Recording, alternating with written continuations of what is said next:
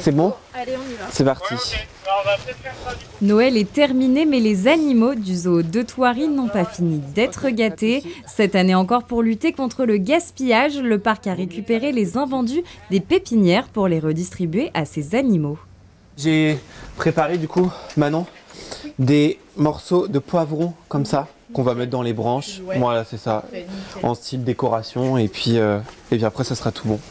Pour l'enclos des gorilles, ce sera sapin agrémenté de poivrons. L'objectif, attirer l'animal en mobilisant ses sens. Ayo, Tombo. À peine déposés, les sapins rencontrent un vif succès, mettant en éveil la curiosité et la gourmandise des gorilles.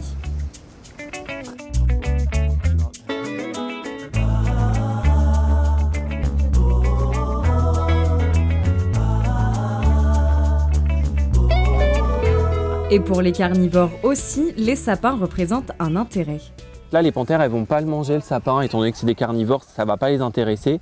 Mais par contre, ça va créer d'autres comportements. Et c'est tout l'intérêt de l'enrichissement, c'est d'apporter une modification à l'environnement, d'avoir des stimuli et de répondre à des comportements naturels de l'animal.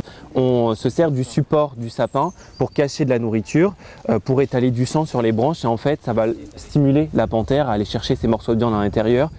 Il suffit juste de le lancer. Donc je le passe par-dessus et ensuite, on va laisser les animaux s'y intéresser.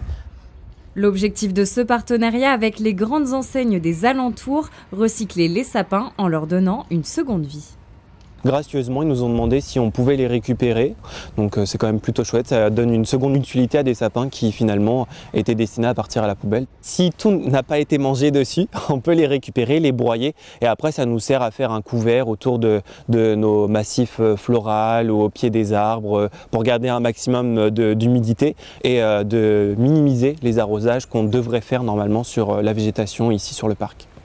Seule contrainte pour pouvoir être redistribués aux animaux, les sapins doivent être naturels. Le parc a déjà reçu une vingtaine de dons de la part des enseignes partenaires pour le plus grand plaisir des pensionnaires du parc.